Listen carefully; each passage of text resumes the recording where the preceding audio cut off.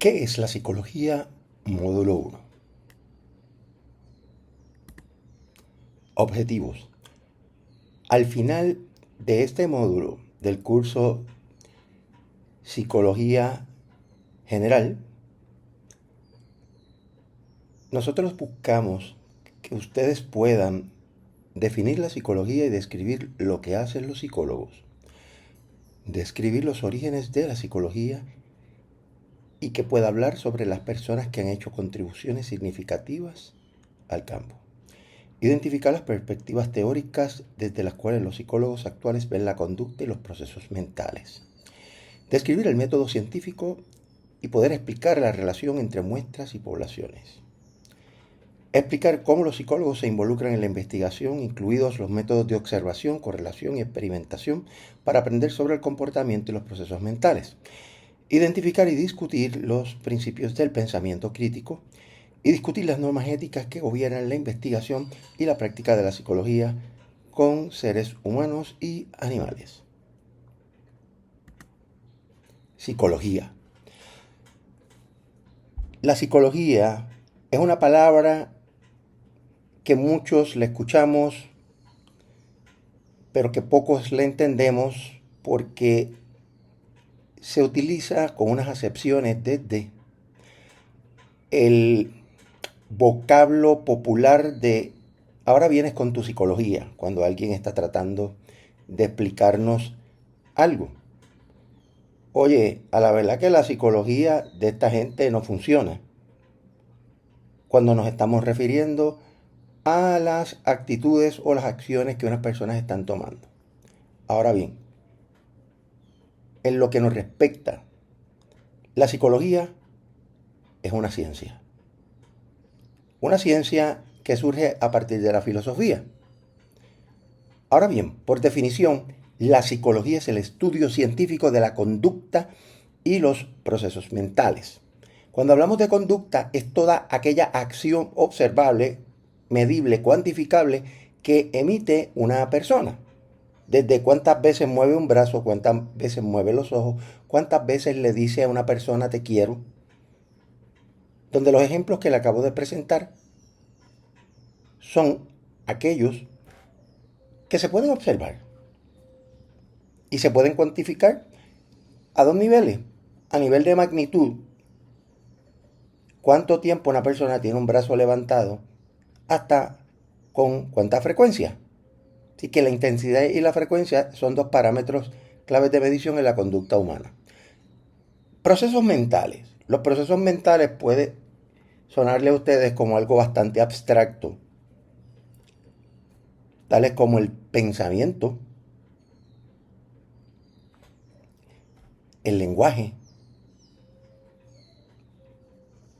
Ahora bien, los procesos mentales se asocian fundamentalmente con temas como lo que les mencioné, pero también los procesos mentales están asociados con las conductas. Los procesos mentales no los podemos medir directamente, se miden a través de las conductas. Y vamos a hablar de uno de los temas principales de los procesos mentales o la psicología cognitiva, la memoria. La cantidad de palabras que una persona puede memorizar en un minuto es un proceso mental de memoria, sobre todo la memoria a corto plazo. Pero de la única manera que yo puedo medir ese proceso es a través de la cantidad de palabras que esa persona memorizó en un minuto, por darles un ejemplo.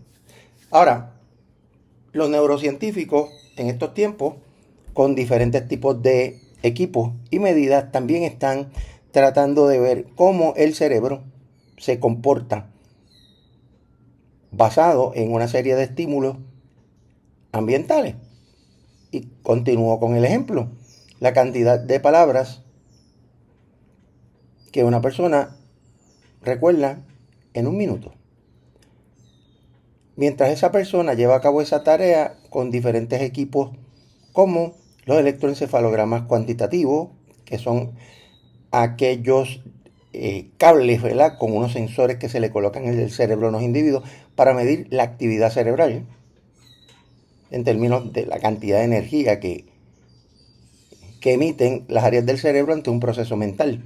Pues eso también ha avanzado para entender qué áreas del cerebro se activan cuando uno está haciendo un ejercicio como tratar de reconocer o memorizar palabras en un minuto, donde sabemos hoy en día que una de las áreas que activa la memoria es el hipocampo.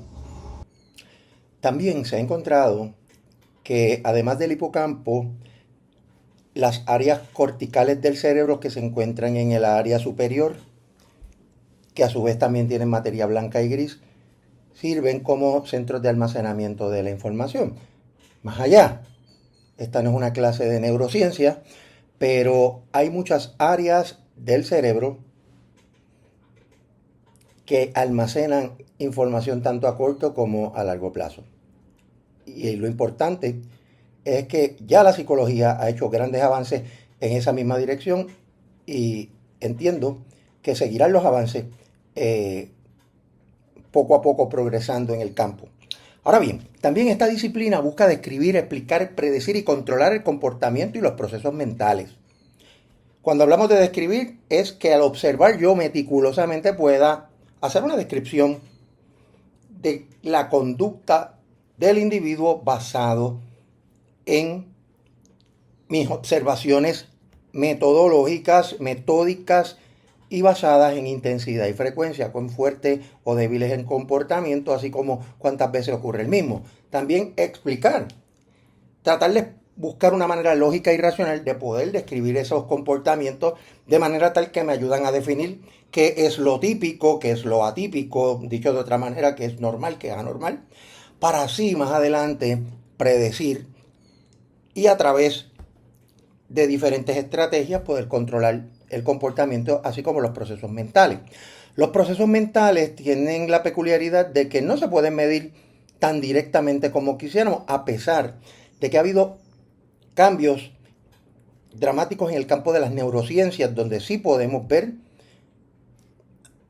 al investigar ya sea con imagen de resonancia magnética, también electroencefalogramas cuantitativos, qué áreas del cerebro se activan y cómo se activan y por cuánto tiempo se activan mientras una persona realiza una tarea o una conducta.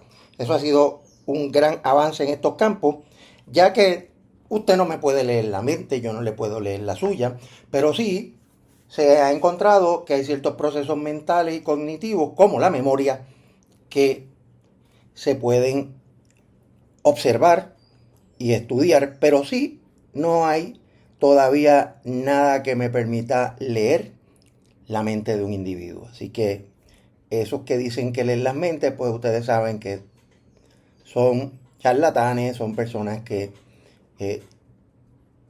tratan de engañar a otros. Así como también los psicólogos buscan comprender los factores que influyen en el comportamiento y aplicar este conocimiento para el bien público, como por ejemplo, para ayudar a las personas a lidiar con problemas como la ansiedad, la depresión y la presión social.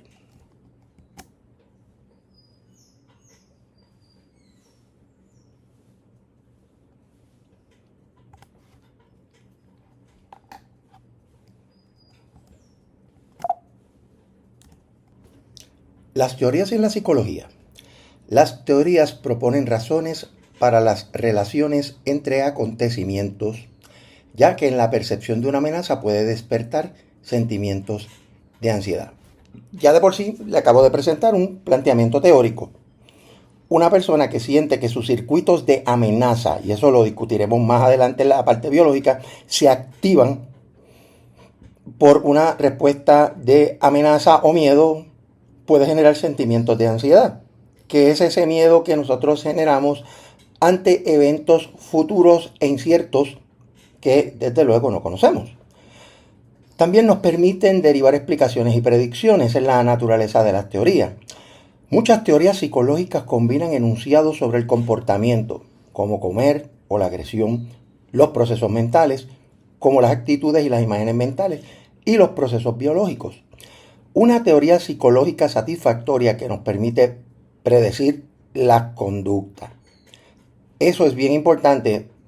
Una teoría psicológica adecuada nos va a ayudar a predecir la conducta, que es uno de los elementos clave en la investigación en psicología, cómo nosotros podemos predecir y anteponer posibilidades ante un evento. Ahora bien, si nuestras observaciones no pueden ser explicadas adecuadamente por o dichas o predichas, mejor dicho, a partir de una teoría dada, deberíamos considerar revisar o reemplazar esa teoría.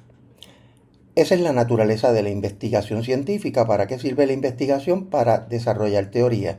Y una teoría, cuando deja de tener uso por distintas razones, los seres humanos cambiamos a través del tiempo, surgen ideas o pensamientos más profundos por parte de teóricos del campo, pues estas teorías se revisan o se reemplazan o se investigan de diferentes maneras que nos permitan al final hacer ya sean unas modificaciones para poderla entender mejor o predecir mejor, o unas nuevas metodologías que me permiten abarcar más allá o ver otros ángulos parecidos a la teoría. Un ejemplo bien breve, la teoría de Sigmund Freud, el psicoanálisis. En sus comienzos, Freud le daba un papel muy importante a la sexualidad en el desarrollo de la neurosis de los niños.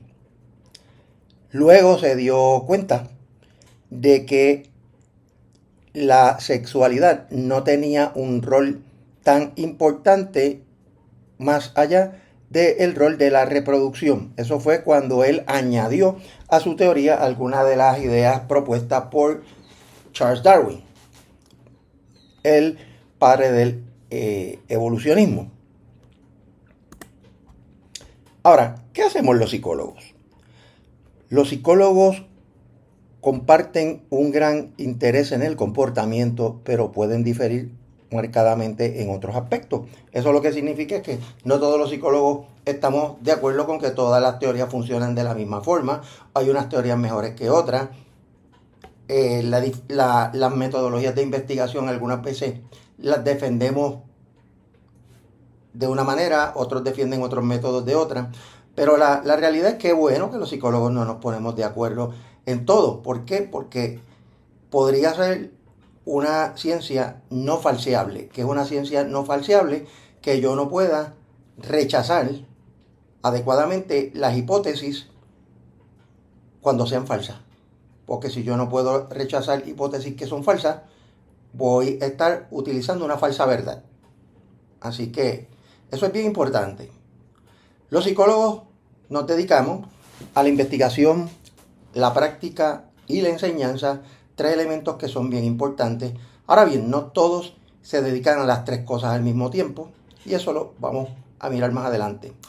Algunos investigadores o psicólogos investigadores se dedican principalmente a la investigación básica o pura.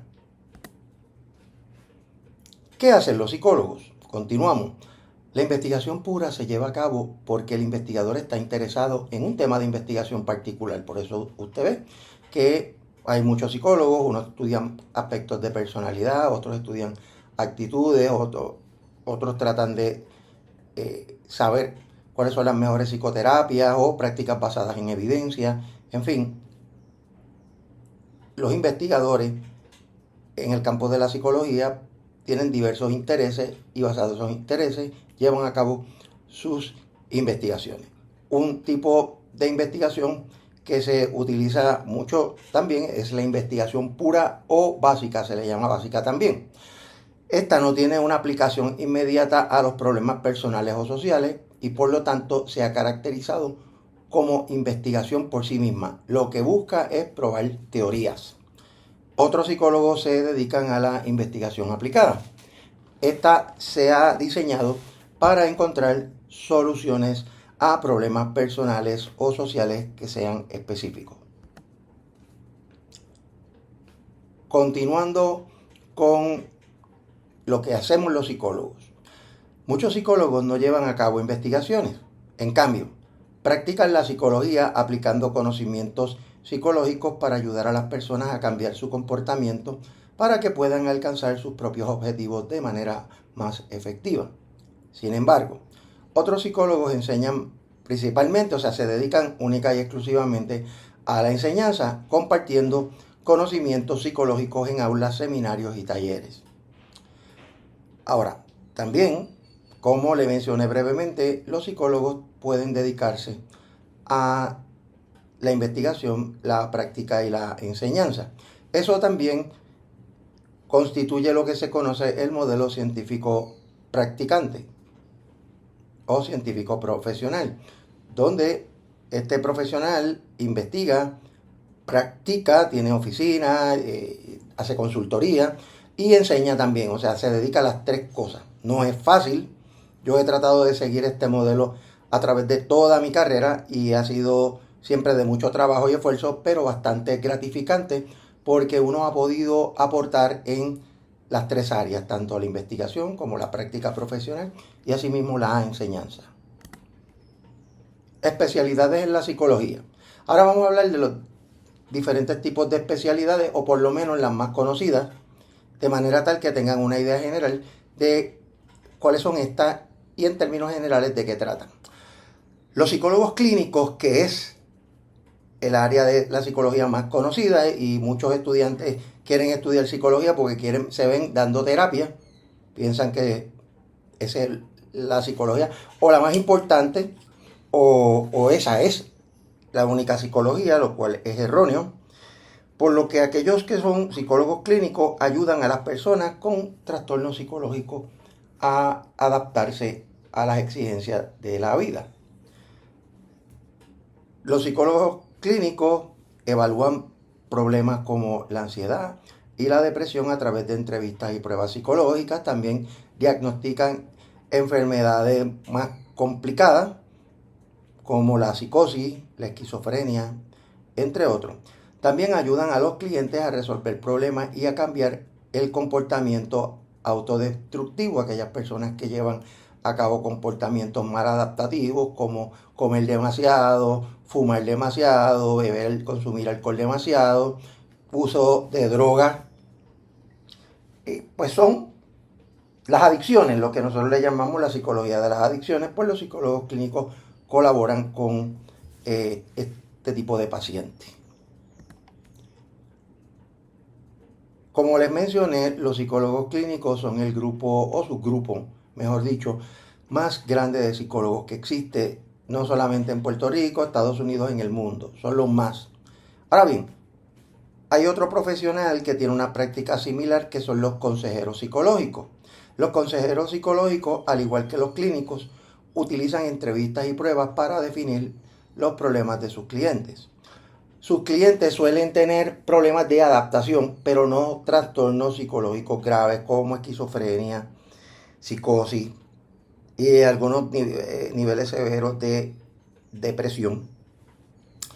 También los consejeros psicológicos tienden a practicar de forma más humanista, tipo terapia centrada en el cliente, y humanista como las terapias de autoayuda, como facultar a una persona para que se autoayude a sí mismo.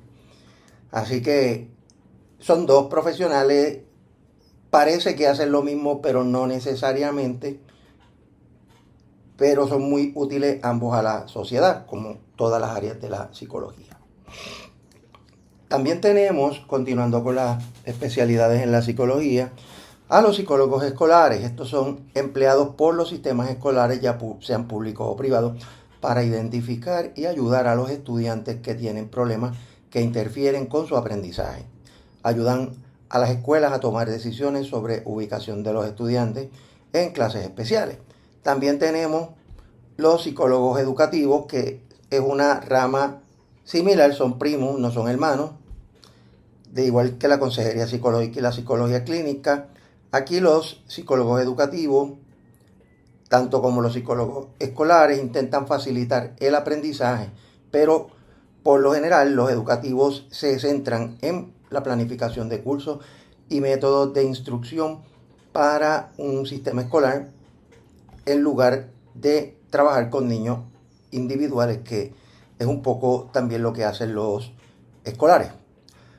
Los psicólogos educativos investigan cuestiones como la forma en que el aprendizaje se ve afectado por factores psicológicos como la motivación y la inteligencia, por factores socioculturales como la pobreza y la aculturación, y por los profesores en sí mismos. Continuando con las especialidades en la psicología, también tenemos psicólogos que estudian el desarrollo humano a través de los cambios físicos, cognitivos, sociales y emocionales, y estos ocurren a lo largo de la vida. También intentan clasificar las influencias de la herencia y el medio ambiente en el desarrollo. Otro tipo de psicólogo es el psicólogo de la personalidad. Estos identifican y miden los rasgos humanos y determinan las influencias en los procesos de pensamiento, los sentimientos y el comportamiento humano. Están particularmente preocupados por temas como la ansiedad, la agresión, la orientación sexual y los roles de género, y cómo estos se asocian a los rasgos o características de personalidad de los individuos. ¿Por qué? Porque también estos han desarrollado teorías para explicar lo que se conoce como desórdenes de personalidad. Continuando con las especialidades en la psicología, tenemos aquí a los psicólogos sociales. Estos se ocupan de la naturaleza y las causas de los pensamientos, sentimientos y comportamientos de los individuos en situaciones sociales. Los psicólogos sociales tienden a centrarse en las influencias sociales de grupo o de sociedad en general. También hay lo que se conoce como psicólogos sociales comunitarios, que se encargan de ir a las comunidades, explorar las necesidades de las comunidades y ayudar a desarrollar mecanismos de cohesión y de equipo y colaboración comunitaria para que las comunidades puedan echar hacia adelante entre ellas mismas, o utilizando los mejores recursos que tiene cada comunidad. Por eso se le llama psicólogos sociales comunitarios. Estos trabajan más con el colectivo. Tenemos también a los psicólogos ambientales. Estos estudian las formas en que las personas y el medio ambiente, o sea, el entorno cultural y el entorno creado por el ser humano, se influyen mutuamente. Los psicólogos ambientales estudian formas de alentar a las personas a reciclar, preservar los bastiones de la naturaleza y abordar el cambio climático, así como también cómo a conservar, cómo utilizar ambientes que combinen la naturaleza y el diseño urbano, en el caso de las ciudades, y como también los campos, de cómo hacer combinaciones para que las personas utilicen mejor los recursos y puedan experimentar una calidad de vida y una paz mental adecuada. Ahora tenemos los psicólogos industriales organizacionales. No me quiero emocionar mucho porque ese es mi campo, así que voy a tratar de ser conciso y preciso. Pero la psicología industrial organizacional, ¿qué hace? Pues aplica los principios psicológicos, las teorías, los modelos y métodos de investigación al lugar de trabajo, con el propósito de que mejorar la productividad, la salud y la calidad de vida laboral. Buscamos mejorar la productividad y que las organizaciones logren sus metas y objetivos, así como también que la gente experimente una mayor calidad de vida y bienestar dentro de la organización. Su trabajo es variado y puede incluir varias funciones clave. Por ejemplo, selección y colocación, también a colocación se le llama ubicación, de los empleados. Ahí se diseñan instrumentos de medición, pruebas, inventarios, escalas de actitudes para seleccionar al mejor empleado y luego ubicarlo en el puesto basado en sus capacidades. También la capacitación y el desarrollo, el adiestramiento a los empleados y el desarrollo de gerenciales, de empleados de supervisión, La medición del desempeño laboral a través de diferentes herramientas, los diseñamos, los aplicamos y los evaluamos. También el desarrollo organizacional, que implica una amplia gama de estrategias, tanto para desarrollar equipos, para diseñar organizaciones, para mejorar los organigramas y hacerlos más efectivos. Así pues, como también analizar las capacidades de la gente, los equipos que utilizan y los procedimientos de trabajo de forma tal que se alineen y formen lo que se denomina un sistema sociotécnico. Calidad de vida laboral, donde lo que buscamos es poder prevenir el estrés, la ansiedad y otras condiciones de salud más precarias, sobre todo a través de estrategias de prevención. También ayudar a los empleados a cambiar hábitos maladaptativos y adoptar hábitos adecuados para mejorar su calidad de vida. También las relaciones con los empleados, manejo de conflictos, toma de decisiones, mejorar la comunicación, entre otros, así también como la investigación y análisis de datos para poder evaluar el estado de situación de una organización y poder ayudarla. Eso implica que realizan consultoría, asesoran a compañías en cómo mejorar la productividad y la calidad de vida, y también hay veces que sirven como peritos en las cortes tratando sobre asuntos legales, también como asesor o asesores de asuntos legales en las organizaciones. En general, los psicólogos industriales organizacionales tienen como objetivo alinear las necesidades de la organización con el bienestar de sus empleados, creando lugares de trabajo efectivos y humanos. Continuando con las especialidades en la psicología, tenemos la neuropsicología, por lo que un neuropsicólogo es un tipo de psicólogo que se especializa en comprender la relación entre el cerebro físico y el comportamiento. El papel de un neuropsicólogo implica varias responsabilidades y tareas claves. Implica evaluación y diagnóstico, planificación e intervención del tratamiento, planificación e intervención del tratamiento e investigación, educación y consulta, colaboración con otros profesionales, neuropsicología forense, roles académicos, aprendizaje y desarrollo continuo. El trabajo de un neuropsicólogo es complejo y requiere una amplia educación y capacitación que generalmente incluye un doctorado en psicología y capacitación especializada en neuropsicología, seguido de un periodo de experiencia clínica supervisada. Es un área de mucha demanda y que está en boga en este momento. Mientras más conozcamos del cerebro, más podemos entender cómo interactúan las personas de diferentes formas en ambientes determinados. Continuando con las especialidades en la psicología, tenemos los psicólogos de factores humanos. Estos hacen que los sistemas técnicos, como los tableros de los automóviles, o como le decimos en inglés aquí en Puerto Rico, los dash, estos paneles, cómo están diseñados, cómo están ubicados los diferentes instrumentos, cómo unos afectan más la visión periférica, otros la visión de enfoque de conducción. Y hoy en día también han ayudado mucho a cómo intercalar estos sistemas a la inteligencia artificial en carros autómata o semiautómata. También otro ejemplo es que ayudan a desarrollar que sean los teclados de las computadoras, los ratones y montones de otros instrumentos que se utilizan en las diferentes instancias, ¿no? Ya sea en el trabajo, jugando, etc. Otro tipo de psicólogo con el que contamos es el psicólogo del consumidor. Estos estudian el comportamiento de los compradores en un esfuerzo por predecir e influir en su comportamiento. A su vez, asesoran a los gerentes de las tiendas en cómo diseñar los pasillos de un supermercado de manera que impulsen las compras.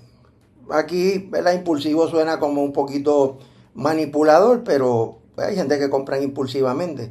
Pero sí, usted va a ver que hay unos principios en la psicología del consumidor, como por ejemplo, usted puede con su mente ir buscando un producto en una tienda y cuando entra, los empleados y los gerentes posicionan los productos de forma tal que le creen a usted una primera impresión y esa primera impresión puede hacerle pensar que usted necesita comprar ese artículo y adquirirlo. Pero también hay otros estudios que se hacen, como por ejemplo desarrollar productos amigables al ambiente, como establecer las etiquetas de manera tal que las personas puedan leer bien y entender el producto que hace su producto y cuáles son los riesgos de utilizarlo, entre otras cosas. Y también cómo organizar, ¿verdad?, los escaparates y cómo hacer los anuncios de periódicos y comerciales de televisión para que estos sean a su vez más persuasivos. Aquí están mirando cómo una psicóloga del consumidor está haciendo una investigación con un participante que está siendo impactado por una serie de anuncios comerciales para poder recoger la percepción y otros elementos que son importantes en el proceso de investigar cómo compramos lo que compramos. Continuando con las especialidades en la psicología, los psicólogos de la salud, que son otro tipo de psicólogos bien importantes, estudian los efectos del estrés en problemas de salud como dolores de cabeza, enfermedades cardiovasculares y cáncer. Los psicólogos de la salud también guían a los clientes hacia patrones de comportamiento más saludables como hacer ejercicio y dejar de fumar. Paralelo a esto tenemos también a los psicólogos deportivos. Estos se especializan en comprender los aspectos psicológicos que influyen en el rendimiento en los deportes, el ejercicio y la actividad física. Su trabajo puede ser bastante diverso, cubriendo varias áreas claves. Mejora el rendimiento, apoyo a la salud mental, dinámica de equipo, rehabilitación de lesiones, transición de carrera y jubilación, investigación, consultoría. También ofrecen talleres especializados, educativos y capacitación en áreas de la especialización y basado en las necesidades de los clientes. Las técnicas que utilizan por lo general son de naturaleza cognitivos conductuales, tales como el mindfulness o la atención plena, la visualización, la biorretroalimentación o biofeedback, como le dicen en inglés, y diversas formas de entrenamiento de habilidades mentales para lograr enfoque. Continuando con las especialidades en la psicología, tenemos también a los psicólogos forenses.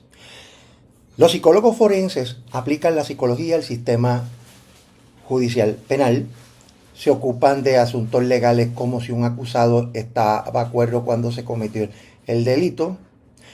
También los psicólogos forenses pueden tratar a delincuentes con enfermedades psicológicas, consultar con los asistentes sobre asuntos como la elección de un jurado y analizar el comportamiento y procesos mentales de los delincuentes y si ellos están procesables para un juicio. Pueden llevar a cabo investigaciones sobre cuestiones que van desde la evaluación del testimonio de testigos oculares hasta los métodos de interrogatorio.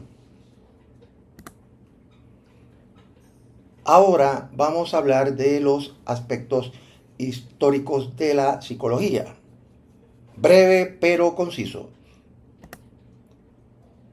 La psicología nace de la filosofía. Uno de los filósofos más prominentes fue Aristóteles. Aristóteles argumentó que la ciencia podía tratar racionalmente solo la información recopilada por los sentidos. Enumeró los llamados 5 sentidos de la vista, el oído, el olfato, el gusto y el tacto. Si lo miramos desde un punto de vista, ya sus planteamientos estaban enmarcados en lo que era el estudio de la sensación y la percepción. También exploró la naturaleza de la causa y el efecto, que es bien importante en la investigación. Así como que también señaló que las personas difieren de otros seres vivos en su capacidad de pensamiento racional. No todo el mundo es tan racional como pensemos, aun cuando la herramienta del pensamiento racional hasta el momento se conoce solamente en seres humanos. Esbozó las leyes del asociacionismo, que también el asociacionismo es la base para posteriormente estudiar el conductismo. Este asociacionismo ha estado en el corazón o en la base de la teoría de aprendizaje o el conductismo durante más de 2 milenios. También declaró que las personas están motivadas para buscar el placer y evitar el dolor. Eso se llama hedonismo y tiene un rol protagónico en muchas de las teorías, sobre todo las teorías psicoanalíticas o neopsicoanalíticas. Así que esta visión sigue tan actual como lo fue en aquel momento en Grecia.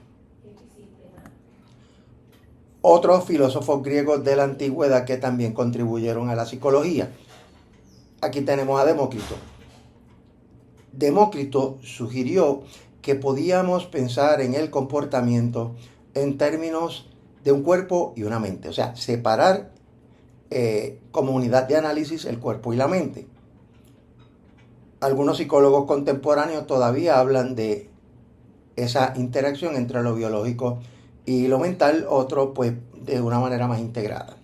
También señaló que nuestro comportamiento está influenciado por la estimulación externa, comentario típico de la teoría conductista. Demócrito fue uno de los primeros en plantear la cuestión de si existe el libre albedrío o la elección, pensamiento que fue elaborado por los filósofos modernos más adelante, sobre todo en el campo de la filosofía y la política. Ahora, ¿qué significa esto del libre albedrío y la elección?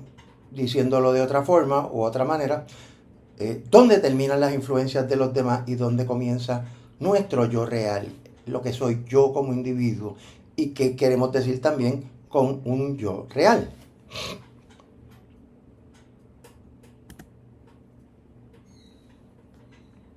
Otros filósofos griegos que contribuyeron, continuando con esto, tenemos a Sócrates. Sócrates sugirió que debemos confiar en el pensamiento racional y en la introspección o el examen cuidadoso de los propios pensamientos y emociones para obtener el autoconocimiento. También señaló que las personas son criaturas sociales que se influyen mutuamente.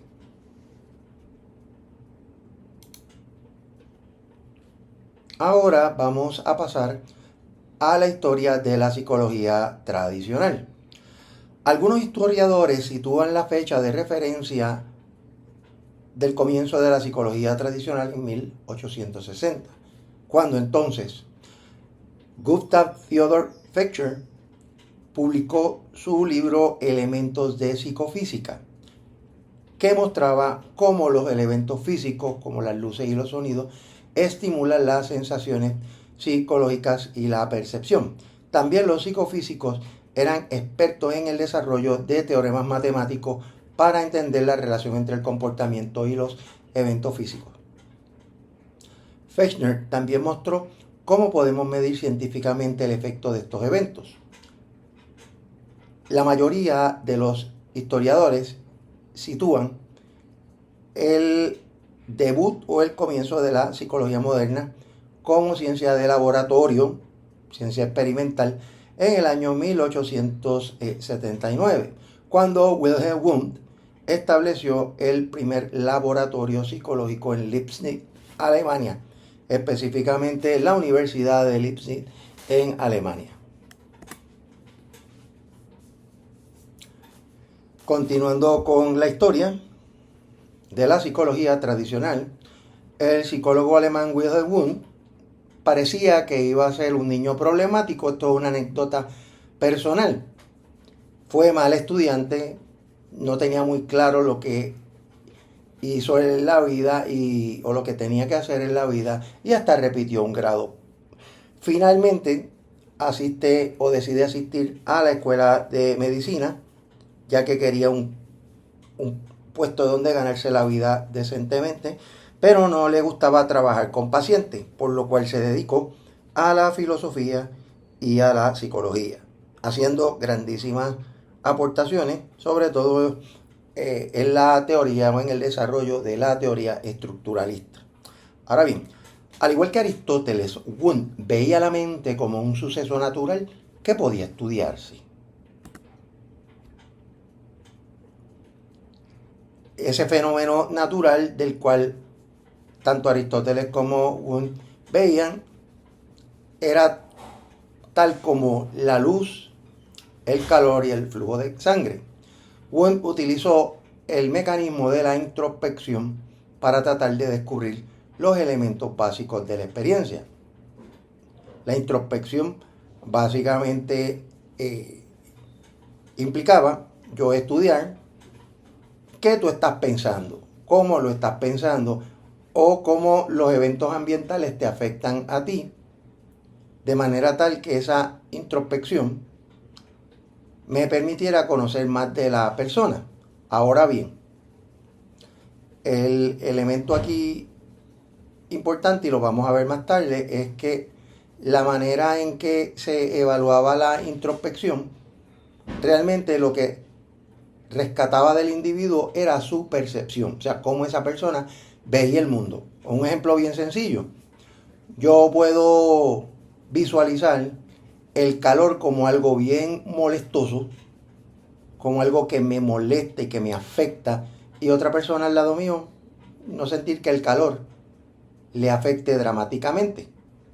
Claro, eso depende de los niveles, por supuesto, pero aquí pues podemos ver en mi ejemplo que hay dos percepciones diferentes y a la misma vez dos introspecciones diferentes de un fenómeno.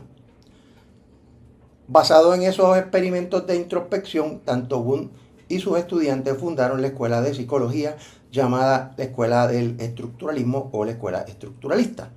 El estructuralismo intentó descomponer la experiencia consciente en sensaciones objetivas, o sea, tratando de buscar qué era o cuáles eran las sensaciones que más comunes tenía la gente, tanto en la vista, si vemos lo mismo, o si nos gusta lo mismo, o algunos sentimientos que son subjetivos y propios de cada individuo a través de sus experiencias personales, así como las respuestas emocionales e imágenes mentales, como los recuerdos o los sueños.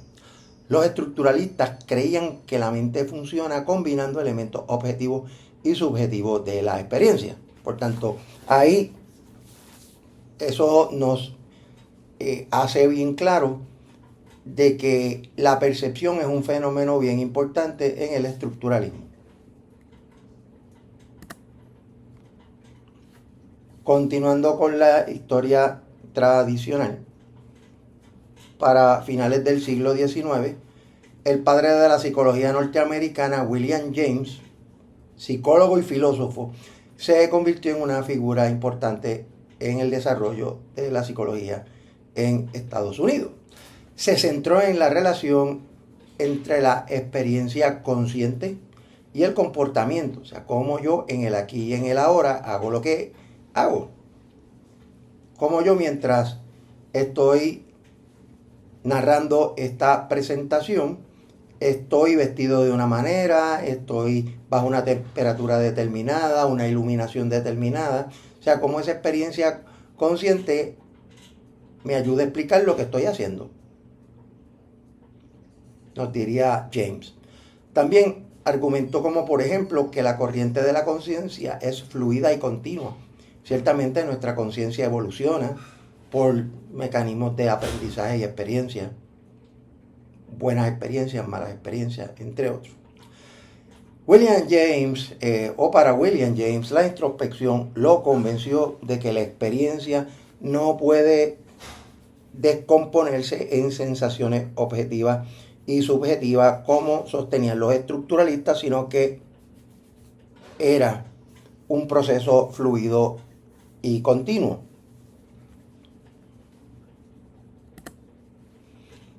Continuando con la historia de la psicología tradicional, William James fue uno de los fundadores de la escuela del funcionalismo.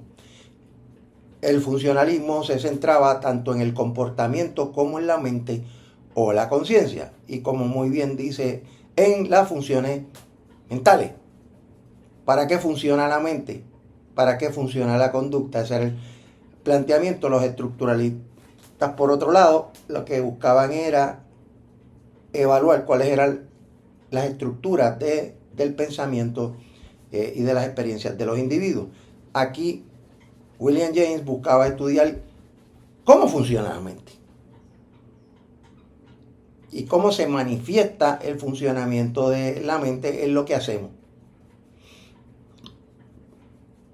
Por lo que los funcionalistas observaron cómo nuestra experiencia nos ayuda a funcionar de manera más adaptativa en nuestros entornos.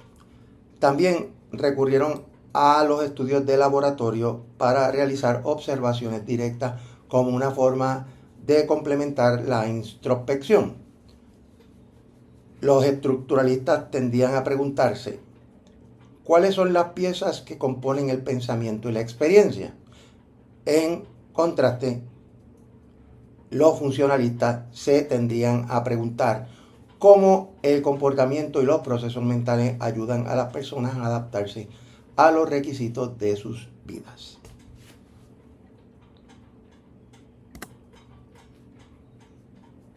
Continuando con la historia de la psicología tradicional, James también fue influenciado por la teoría de la evolución de Charles Darwin. Como a muchos otros teóricos, la teoría de evolución de Charles Darwin fue bien importante en el desarrollo de la psicología como disciplina científica.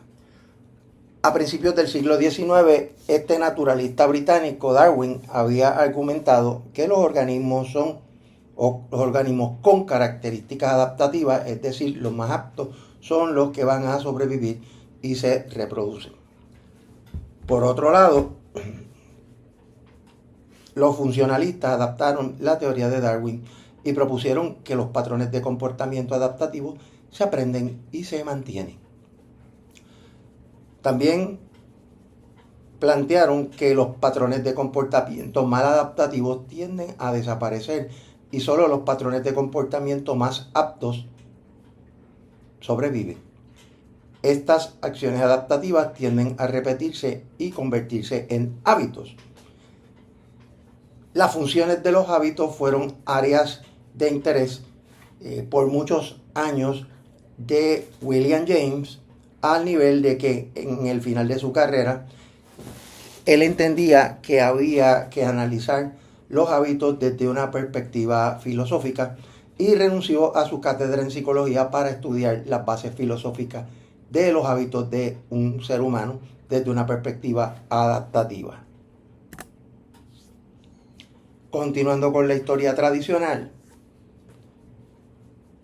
aquí tenemos a John Brodus Watson, el fundador del conductismo estadounidense. John Watson o John B. Watson tiene una frase muy conocida que era que él decía que si a él le daban o le permitían criar una cantidad de niños fuera cualesquiera, él los podía convertir en lo que él quisiera: abogados, médicos, ingenieros, profesores, pero también criminales, hipocondríacos y hasta enfermos mentales. ¿Por qué? Porque también John B. Watson fue uno de los primeros que encontró que las fobias eran aprendidas. O sea, el comportamiento de fobia era un comportamiento aprendido y mal adaptativo. Ahora bien, Siguiendo esta línea de tiempo, en el momento que existía un funcionalismo rampante basado en los trabajos de William James, el funcionalismo era en aquel momento la visión dominante de la psicología en la Universidad de Chicago. Y estos se preocupaban por el flujo de la conciencia, así como por el comportamiento observable. Ahora bien, Watson creía que si la psicología iba a ser una ciencia natural, como la física o la química, esta debía limitarse a los acontecimientos observables y medibles, o sea, es decir, solo a la conducta. De ahí es que nace el término conductismo.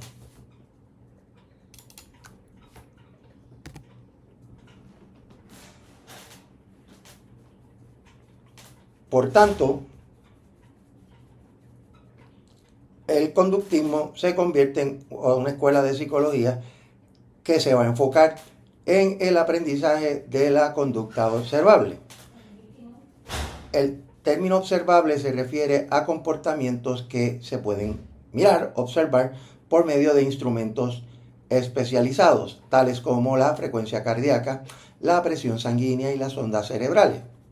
Estos comportamientos son públicos, se pueden medir fácilmente y diferentes observadores estarían de acuerdo sobre su existencia y característica. Aquí también hay tres factores bien importantes en el análisis de la conducta. La operacionalización, que es cómo yo operacionalizo una conducta para que todo el mundo observe lo mismo. Por ejemplo, todos habemos 5 psicólogos que nos ponemos de acuerdo en definir operacionalmente qué es levantar la mano, ¿verdad? Una persona que extiende cualquiera de sus manos hacia arriba completamente, eso es levantar la mano. Por tanto, definir operacionalmente es bien importante para el análisis de la conducta. Segundo, la intensidad. Con cuánta fuerza o con cuánta rapidez la persona levanta la mano. Y tercero, y no menos importante, la frecuencia. Cuántas veces levanta la mano según nosotros definimos operacionalmente que se iba a medir. Dado su enfoque en el comportamiento, los conductistas van a definir la psicología como el estudio científico del comportamiento, no del comportamiento y los procesos mentales como finalmente quedó la definición más adelante en la historia. ¿Por qué? Porque los conductistas no creían en los procesos mentales. Por eso, la siguiente persona que tenemos en esta historiografía es B.F. Skinner. B.F. Skinner es o fue el primer psicólogo que dijo que los procesos mentales o la mente era como la caja negra de un avión. Almacenaba información, pero toda esa información era que venía del ambiente, como la caja negra de un avión que recoge todo lo que pasa dentro de un avión por si tiene un accidente. Pues de esa manera Skinner representaba la mente o la conciencia, incluso donde él planteaba que realmente una cosa como la conciencia no existía, sino que básicamente la mente era el conjunto de aprendizaje generado por el individuo a través de contingencias de refuerzo. Dicho de otra manera, a través de todo lo que ha aprendido en su vida. Por lo que B.F. Skinner creía que los organismos aprenden a comportarse de ciertas maneras porque han sido reforzados para hacerlo. Es decir, su comportamiento tiene un resultado positivo. Debido a que Skinner demostró que las combinaciones notables de conductas podían enseñarse por medio del refuerzo, muchos psicólogos adoptaron la opinión de que en principio se podía explicar la conducta compleja como la suma de innumerables instancias de aprendizaje a través del refuerzo. Continuando con la historia de la psicología tradicional, en la década de 1920 se funda la Escuela de la Psicología de la Gestalt. Esta se desarrolla y fue muy prominente en Alemania. En la década de los 30, los tres fundadores de la escuela, Max Wertheimer, Kurt Kafka y Wolfgang Kohler, abandonaron Europa para escapar de la amenaza nazi en la Primera Guerra Mundial y continuaron su trabajo en los Estados Unidos, fortaleciendo la presencia de otra escuela psicológica, porque ya teníamos la funcionalista, la estructuralista, la conductista. La conductista también le llamaban asociacionista. Y ahora llega la Gestalt. ¿Qué pasa con la Gestalt? Pues los psicólogos de la Gestalt se centraron en cómo la percepción influye en el pensamiento y la resolución de problemas. La palabra alemana Gestalt se traduce aproximadamente como patrón o todo organizado. A diferencia de los conductistas, los psicólogos de la Gestalt argumentaron que no podemos esperar comprender la naturaleza humana centrándonos solo en los comportamientos manifiestos. Las percepciones son más que la suma de las partes. Los psicólogos de la Gestalt veían nuestras percepciones como un todo que da significado a las partes. Dicho de otra manera, yo puedo analizar a las personas dentro de un contexto individual, pero el contexto, el momento histórico y el lugar donde estamos hay que tenerlo presente a la hora de hacer un análisis psicológico adecuado. Si no, estaríamos haciendo un análisis, como le llamaban estos psicólogos, atomista o fragmentado, que lo que significaba era que no era suficiente. No era suficiente porque hay que tomar todos los elementos en consideración y cómo esto se interrelaciona.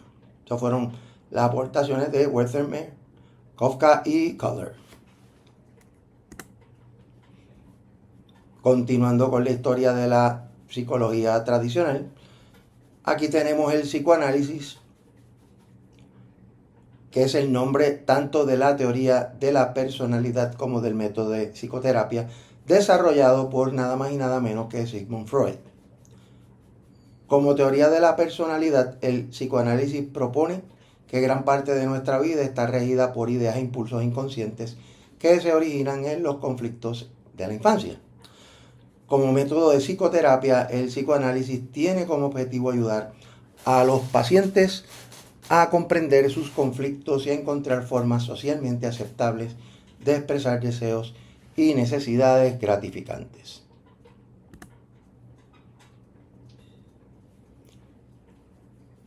Historia de la psicología contemporánea. Los psicólogos con una perspectiva biológica en esta nueva escuela, porque ya hablamos de las escuelas más conocidas o tradicionales, ahora vamos a hablar de lo más contemporáneo en términos de psicología. En este caso nos toca la neurociencia. Los psicólogos con una perspectiva biológica buscan las relaciones entre el cerebro, las hormonas, la herencia y la evolución, por un lado, y por el otro el comportamiento y los procesos mentales. Los psicólogos asumen que los pensamientos, las fantasías y los sueños y los patrones de comportamiento innatos o instintivos varias veces son posibles gracias al sistema nervioso y especialmente al cerebro. Continuando con la historia de la psicología contemporánea. Los psicólogos de orientación biológica también estudiaron o han estudiado el papel de la herencia en el comportamiento y los procesos mentales como los trastornos psicológicos, el comportamiento criminal y el pensamiento. Los factores ambientales interactúan con los factores hereditarios para determinar el comportamiento y los procesos mentales específicos. Los psicólogos de orientación biológica se centran también en la evolución de la conducta y de los procesos mentales. Asimismo, también Darwin argumentó en la lucha milenaria por la existencia, solo los organismos más aptos y los más adaptativos van a lograr alcanzar la madurez y a su misma vez reproducirse. Continuando con la historia contemporánea de la psicología, los psicólogos evolutivos sugieren que gran parte del comportamiento social humano, como el comportamiento agresivo y la selección de pareja, tiene una base hereditaria. Las personas pueden estar influenciadas por las reglas sociales, los factores culturales y la elección personal, pero los psicólogos evolutivos creen que las tendencias heredadas susurran en los oídos de las personas y tienden a moverlas en ciertas direcciones sin que estos se den cuenta. O sea, predisposiciones que ya tenemos, que si no nos damos cuenta de ellas, nuestra propia biología hace su trabajo.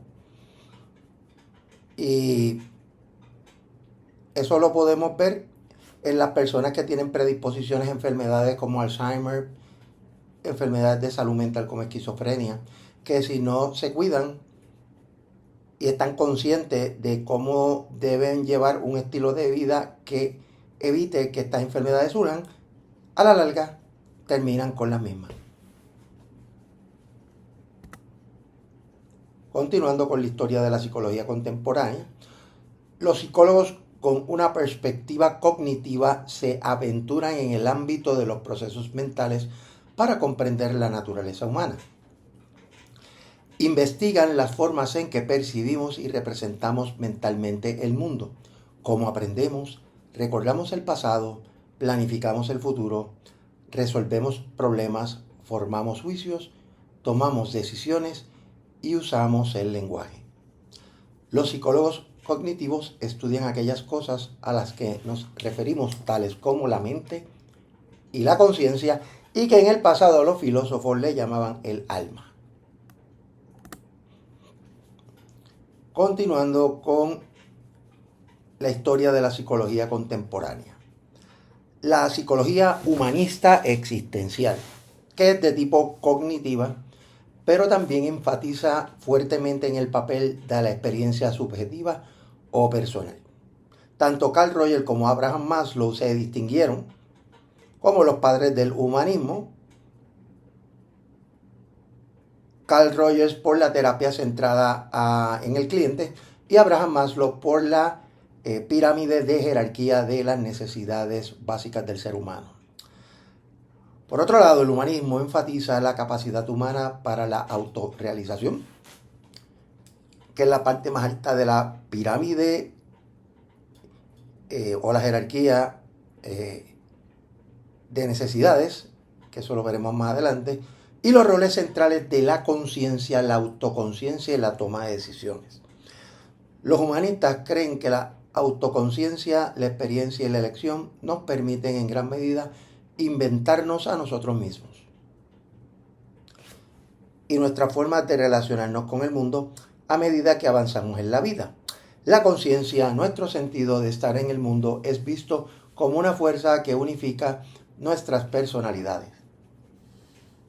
Por otro lado, el existencialismo considera que las personas son libres de elegir y que son responsables de elegir una conducta ética. Basada en el trabajo de Carl Rogers y Abraham Maslow, la perspectiva humanista existencial tiene muchos adeptos contemporáneos, incluso el campo de la consejería psicológica se desarrolló a partir de raíces humanistas y existencialistas. Continuando con la historia de la psicología contemporánea, en la década de 1940 y 50, la teoría psicodinámica dominó la práctica de la psicoterapia y fue influyente en la psicología científica y las artes. La mayoría de los psicoterapeutas tenían una orientación psicodinámica. Muchos artistas y escritores de renombre consultaron a terapeutas psicodinámicos como una forma de liberar la expresión de sus ideas inconscientes. Hoy en día, la influencia de Freud se sigue sintiendo, aunque ya no domina la psicoterapia. Es probable que los psicólogos contemporáneos que siguen las teorías derivadas de Freud se llamen a sí mismos neopsicoanalistas. Los neopsicoanalistas famosos, como Karen Horney, que la pueden ver en esta foto, y Erik Erikson, que también fue un teórico del desarrollo, lo pueden ver también en esta foto. Estos se centraron menos en los procesos inconscientes y más en la elección consciente y la autodirección.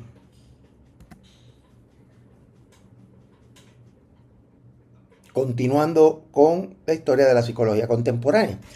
Los primeros defensores del conductismo, como John B. Watson, consideraban que las personas hacían cosas debido a sus historias de aprendizaje, sus situaciones y recompensas, no debido a una elección consciente. Al igual que Watson, los conductistas contemporáneos enfatizan las influencias ambientales y el aprendizaje de hábitos a través de la repetición y el refuerzo. Los teóricos cognitivos sociales, por el contrario, sugieren que las personas pueden modificar y crear sus entornos. Esto nos lo decía también Alberto Bandura. También otorgan a la cognición un papel clave.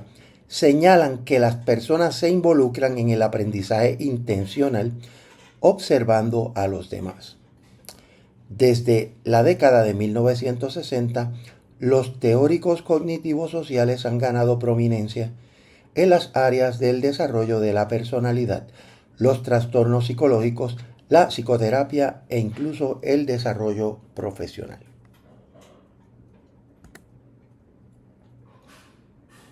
Continuando con la historia de la psicología contemporánea. La perspectiva sociocultural, otra perspectiva novedosa, aborda muchas de las formas en que las personas difieren entre sí mismas. Estudia las influencias de la etnicidad o raza, el género, la cultura y el estatus socioeconómico en el comportamiento y los procesos mentales, nos dice Comas Díaz y Green en el 2013. Por ejemplo, lo que la mayoría de las mujeres estadounidenses consideran un comportamiento saludable, autoafirmativo y franco, puede interpretarse como un comportamiento descarado en las comunidades latinoamericanas o asiático-americanas. Continuando con la historia de la psicología contemporánea. Los psicólogos se centran en el individuo, pero creen que no podemos entender a los individuos sin referirnos a su diversidad, como su género, sus orígenes étnicos y su condición física. Un tipo de diversidad tiene que ver con la etnicidad. Los miembros de un grupo étnico comparten su herencia cultural, raza, idioma o historia. Las experiencias de varios grupos étnicos en los Estados Unidos ponen de relieve el impacto de los factores sociales, políticos y económicos en el comportamiento y el desarrollo humano. Continuando con la historia de la psicología contemporánea. El género. El género se refiere a los conceptos culturalmente definidos de masculinidad y feminidad. El género no está completamente definido por el sexo anatómico. Implica una compleja red de expectativas culturales y roles sociales que afectan los autoconceptos, las esperanzas y los sueños de las personas, así como su comportamiento. Así como los miembros de grupos étnicos minoritarios han experimentado prejuicios, también lo han hecho las mujeres. Aunque las mujeres estadounidenses han asistido a la universidad solo desde 1833, cuando Oberlin College abrió sus puertas a las mujeres, la mayoría de los estudiantes universitarios estadounidenses de hoy son de hecho mujeres. Continuando con la historia de la psicología contemporánea.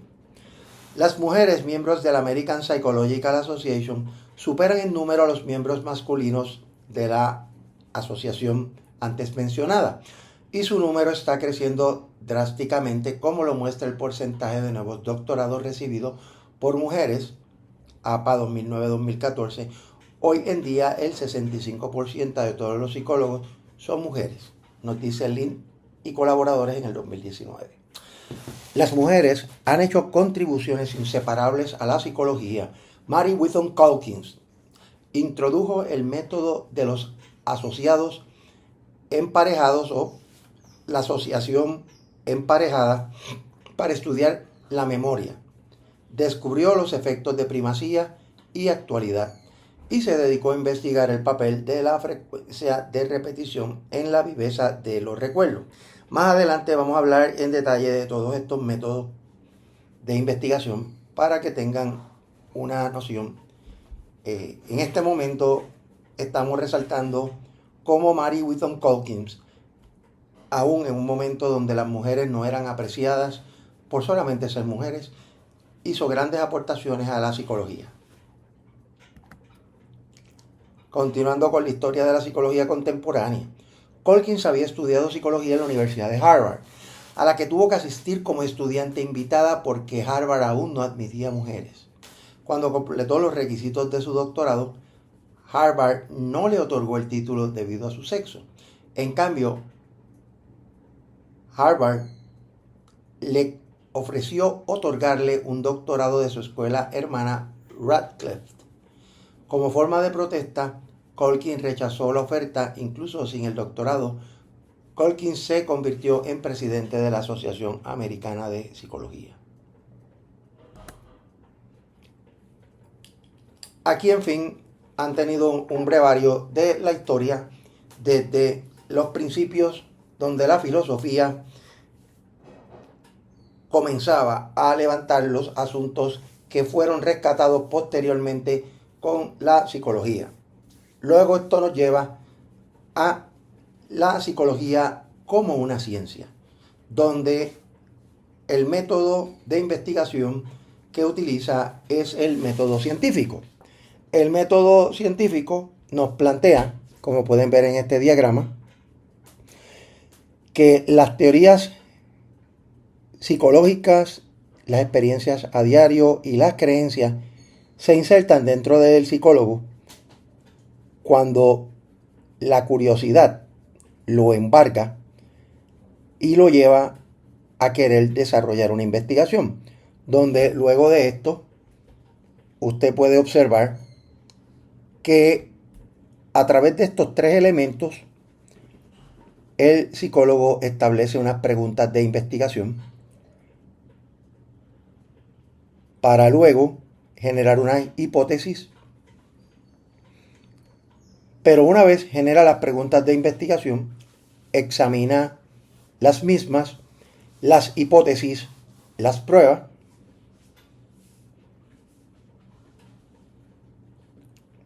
y si seguimos en esta línea, recopilamos la evidencia a través de observaciones y métodos de investigación, llegamos a unas conclusiones, se construyen o se modifican las teorías y luego surgen nuevas preguntas de investigación e hipótesis y el ciclo se perpetúa. Eso es parte importante del método científico, que es reproductible, o sea, uno se puede reproducir constantemente.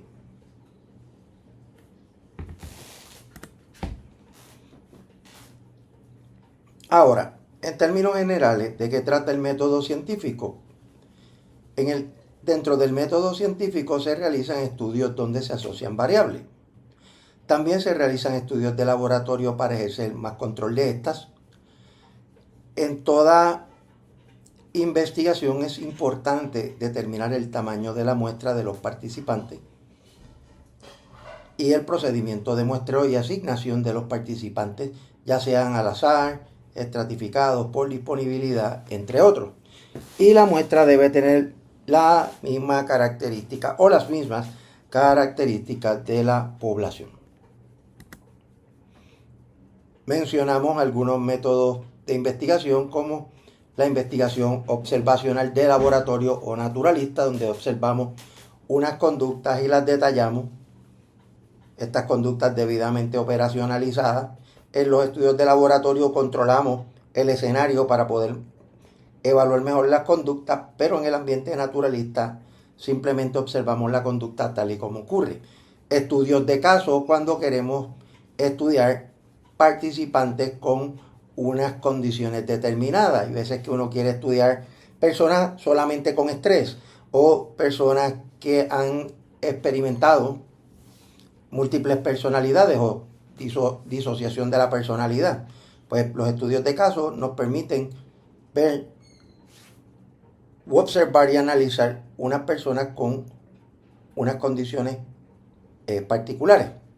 los estudios de laboratorio que se dan bajo condiciones controladas, los cuasi experimentos, que es un tipo de laboratorio que se da pero con menos controles, los estudios correlacionales para evaluar cómo se asocian dos o más variables, también las encuestas que se utilizan mucho pues para conocer las opiniones o actitudes de las personas sobre unos temas en particular, los estudios longitudinales que se hacen a largo plazo y también los estudios transversales que toman unas variables en común de unas personas y las van midiendo en ciertos momentos o instancias.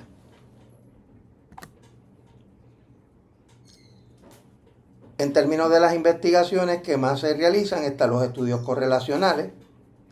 Estas son investigaciones que buscan relacionar variables sin asumir causa y efecto.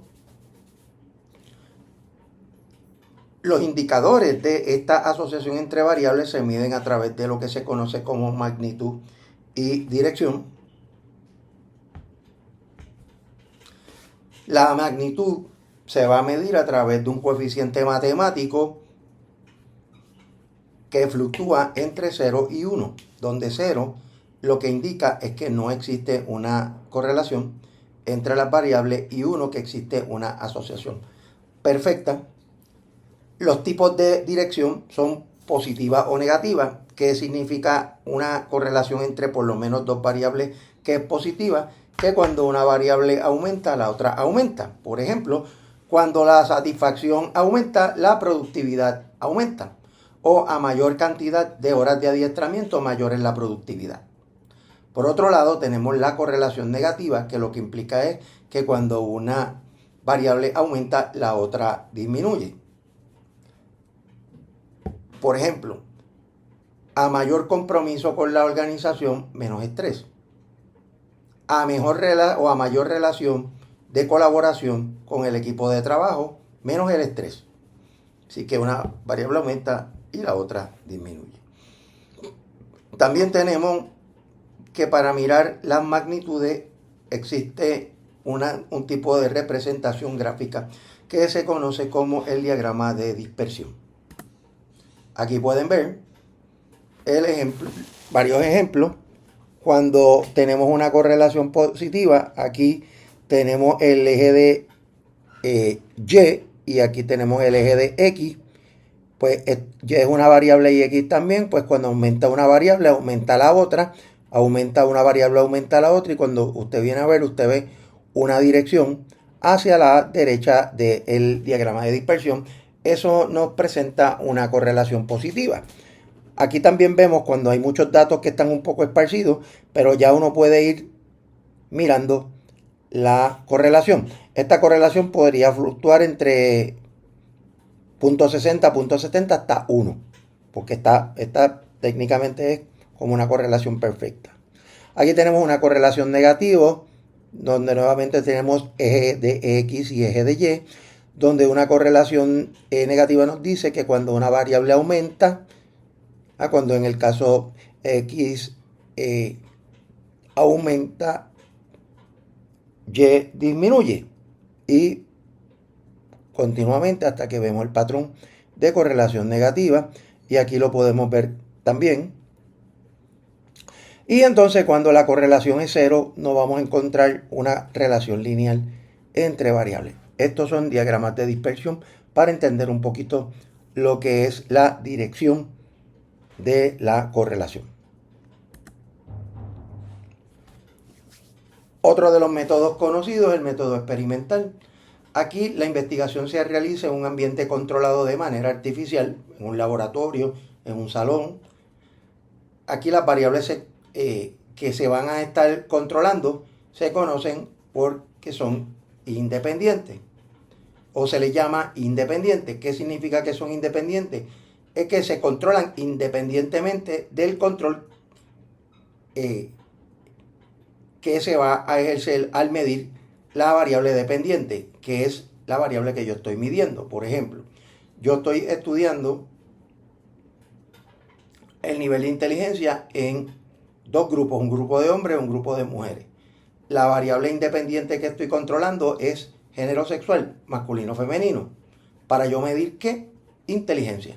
Asimismo, puedo controlar variables como edad, educación y otras de manera tal que al yo controlarlas, estas se mantienen independientes de la medición que voy a hacer, que en este caso es la inteligencia. O sea, son independientes a la medida de inteligencia y para eso se controlan. En el caso de las investigaciones de laboratorio, por lo general lo que se hace es que los participantes se seleccionan y se asignan a cada grupo al azar. Y pues tienen que venir de la misma población.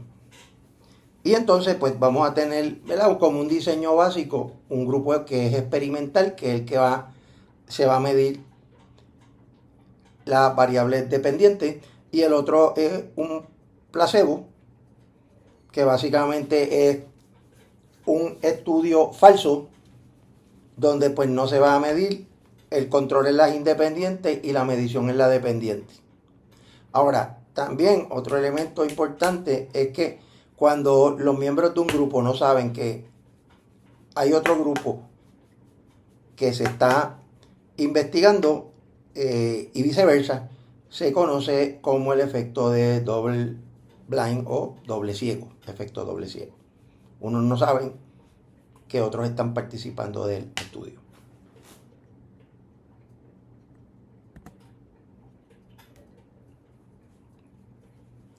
Ahora vamos a cerrar, básicamente poco a poco ya cerrando el módulo, unos elementos que nos trae